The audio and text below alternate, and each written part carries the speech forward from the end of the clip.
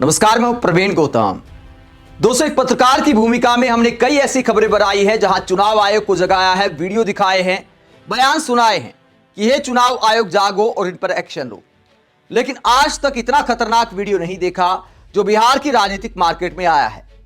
मोदी के मंत्री पर गंभीर आरोप लगे हैं और मोदी के मंत्री ने क्या बोला है जो 21वीं सदी में यकीन नहीं होता कि कोई मंत्री ऐसा बोल सकता है।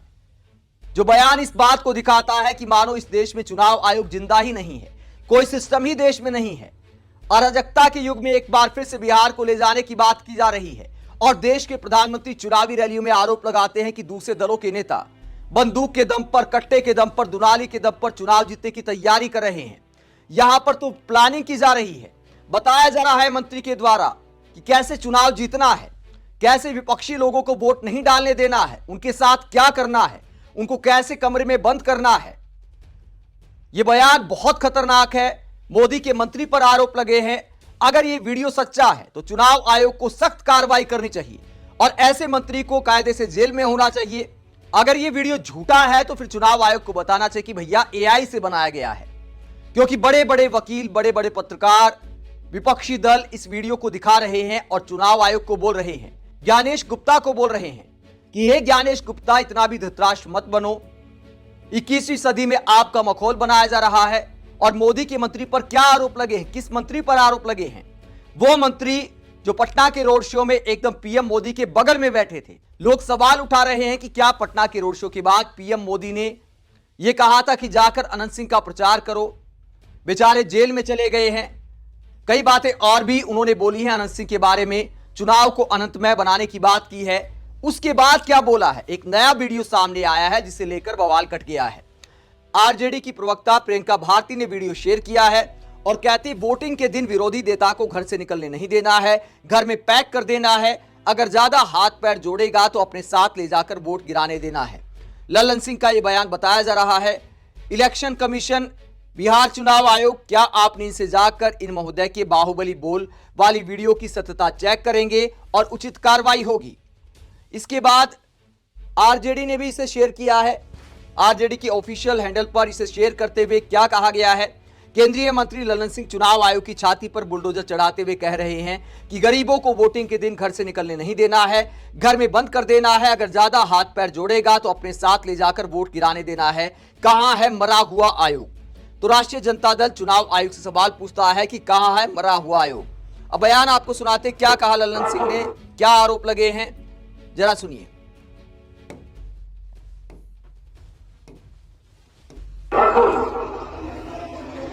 एकाधो नेता तो चुनाव के दिन उनका घर से निकले मत ही उनका घर में फाइट करते। आप बहुत अगर हाथ जोड़ दो तो कहियो कि तू चला हमनी के साथ अपन वोट गिरावर और आके घर में। तो साफ तौर पर इस वीडियो में लल्लन सिंह बोलते दिखाई दे रहे हैं कि घर में पैक कर देना है, ज्यादा हाथ पैर जोड़े तो अपने साथ लेकर जाना है और अपना वोट गिरवाना है। तो क्या इस तरह से बिहार में राजनीति की जाएगी कि जो विरोध का वोट है उसे घर में कैद कर देना है, निकलने नहीं देना है, पैक कर देना है कमरे में? दोस्तों, क्या चुनाव आयोग को इसके बाद और सबूत चाहिए? क्या इस तरह चुनाव आचार संहिता की धज्जियां उड़ाई जाएंगी? क्या इस तरह से धमकियां दी जाएंगी? विपक्षी नेता सवाल उठा रहे हैं। वरिष्ठ वकील प्रशांत भूषण इसे लेकर क्या कहते हैं? सुप्रीम कोर्ट के वकील प्रशांत भूषण कहते हैं यह केंद्रीय मंत्री हैं जो कह रहे हैं कि जो भाजपा को नहीं वोट देगा उसको घर से नहीं निकलने दें। चुनाव आयोग तो भाजपा का तोता ही बनकर रह गया है। तो ज्ञानेश गुप्ता की साख का सवाल है, चुनाव आयोग की साख का सवाल है। लल्लन सिंह मोकामा में जाकर लगातार चुनाव आचार संहिता की धज्जियां उड़ा रहे हैं। एक और वीडियो हम आपको दिखाते हैं लल्लन सिंह का। ये वरिष्ठ पत्रकार सौरभ शुक्ला रेड माइक वाले गिन रहे हैं कि लल्लन सिंह का कितना गाड़ियों का काफिला है। 70 गाड़ियां लेकर चल रहे हैं। 40 गाड़ियों की जब बात आई थी तो अनंत सिंह पर चुनाव आयोग ने बाद में जब साख पर सवाल उठा तो चुनाव आचार संहिता के उल्लंघन का एक और केस दर्ज किया है, हत्या के अलावा। अब 70 गाड़ियों का काफिला लेकर अनंत सिंह के प्रचार में लल्लन सिंह चल रहे हैं, तो क्या उन पर कोई एक्शन होगा? हालांकि गाड़ियों का काफिला लेकर चलना तो हल्की बात है, बहुत सारे नेताओं पर ऐसा आरोप लगता है, इसमें कोई बड़ी बात नहीं है, मेरा मानना है। लेकिन यह बहुत बड़ी बात है, किसी नेता का ऐसा बयान कई साल में मैंने नहीं देखा किसी राज्य के चुनाव में कि फला के वोटर को घर से नहीं निकलने देना है, पैक कर देना है। इससे खतरनाक कुछ नहीं हो सकता है। और फिर प्रधानमंत्री चुनावी रैलियों में 20 साल पुरानी सरकार की याद दिलाते हैं और अब दूसरे दलों पर आरोप लगाते कि बंदूक के दम पर चुनाव जीतने की तैयारी चल रही है। ये गठबंधन वाले जिन लोगों को चुनाव लड़वा रहे हैं, उससे साफ हो जाता है कि ये पुराने दिन वापस लाना चाहते हैं। जमीन पर इनके प्रचार को सुनिए तो जंगल राज ही याद आएगा। अभी से आरजेडी कांग्रेस के लोग छबड़ा, कट्टा, दूनाली और घर से उठा लेने की धमकी देने लगे हैं। इनका प्रचार इन्हीं दोनों पर चल रहा है। इसलिए बिहार के लोगों को सावधान रहना है, सतर्क रहना है। इस चुनाव में भी जंगल राज वालों का डिब्बा गोल करना जरूरी है। तो लल्लन सिंह के ऐसे बयान पर क्या कहेंगे? और कितना शराफत का मुखौटा ओढ़ रखा था लल्लन सिंह ने। जब आरजेडी के साथ गठबंधन तोड़ा था तो कहते थे कि अपराधी टाइप के लोग हैं, लेकिन लल्लन सिंह के बयान से खतरनाक तो कुछ दिखाई नहीं दिया। अनंत सिंह का प्रचार करने पहुंचे मोदी के मंत्री अपने आप में शर्मनाक है। चुनाव में हत्या का आरोप उन पर लगा है। इसके अलावा कई हत्या के आरोप, अपहरण के केस और बहुत सारे मुकदमे दर्ज हैं। और ऐसे व्यक्ति का महिमा मंडन जाकर करते हैं कि अनंतमय कर देना है मोकामा को।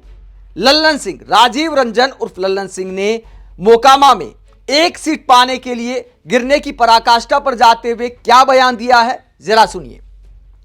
ताल में घटना हुई और घटना के बाद कई तरह का वीडियो आया। उस वीडियो को हम सबों ने देखा है, आप लोग भी देखे होंगे। वीडियो देखने से साफ लगता है कि यह घटना कोई स्वतः नहीं हुई है। इस घटना की साजिश रची गई और साजिश के तहत यह घटना कराया गया ताकि जो यहां से जनता दल यू के उम्मीदवार हैं, आपके विधायक रहे हैं अनंत बाबू, वो अंदर चले जाएं, जेल में चले जाएं। अनंत बाबू ने नीतीश कुमार जी के कानून का राज का सम्मान किया और सम्मान करके आज वो हम सब लोगों के बीच में नहीं है। तो यहां पर कवि ये कहना चाहता है, लल्लन सिंह ये कहना चाहते हैं कि अनंत बाबू अपनी मर्जी से जेल गए हैं, नीतीश कुमार के कानून का सम्मान किया है और क्लीन चिट दे दी है। और यह भी कहा है कि जो वीडियो सामने आए हैं, पता नहीं लल्लन सिंह को ऐसा कौन सा वीडियो दिख गया जिसमें दूध का दूध पानी का पानी हो गया, साजिश नजर आ गई। बिहार पुलिस क्या पूरी तरह नकारा है जो साजिश को नहीं ढूंढ पाई और लल्लन सिंह ने ढूंढ निकाली। आगे कहते हैं, अब अनंत बाबू हम लोगों के बीच में नहीं है तो हम सबों का दायित्व है कि एक एक व्यक्ति अनंत सिंह बन के चुनाव लड़े और एक एक व्यक्ति चुनाव लड़े। एक बात जान लीजिए, जब अनंत बाबू यहां थे तो मेरी जिम्मेवारी कम थी। आज वो नहीं है तो हमने आज से मोकामा के चुनाव का कमान संभाल लिया। इसीलिए आपसे आग्रह है, चलो आ जाओ। इसीलिए आपसे विनती है कि आज के बाद चुनाव में एक एक व्यक्ति, पंडारा के एक एक आदमी अपने को अनंत सिंह मान के चुनाव लड़े। आगे कहते हैं, इतना भारी मतों से उनको विजयी बनाए कि जो साजिश करके इस घटना कराने वाले हैं उनका मुंह काला हो जाए। पुलिस की जांच भी चल रही है। आज हमने अखबार में देखा है, डीजीपी साहब का भी बयान है और सब पुलिस अधिकारियों का बयान है। पुलिस जांच चल रही है। हम समझते हैं कि नीतीश कुमार जी के कानून का राज है।